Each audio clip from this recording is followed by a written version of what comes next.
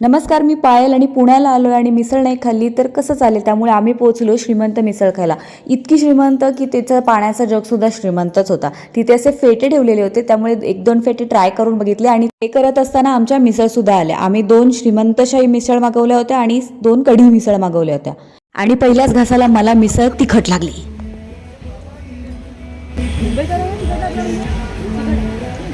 पण लिंबू पिळताच मिसळचा स्वाद एकदम बदलला आणि सुंदर लागत होती मिसळ.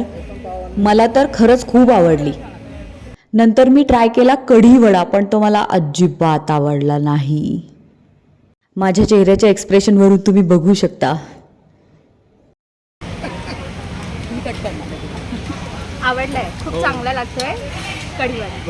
त्यानंतर आम्ही मागवली सोलकढी, पण मला ती फारशी काही आवडली नाही. ठीकठाक होती, not so good not so bad. हा जो व्यक्ती आहे याने आम्हाला लग्नाची पार्टी दिली, कारण त्याने आम्हाला लग्नाला बोलवलं नव्हतं.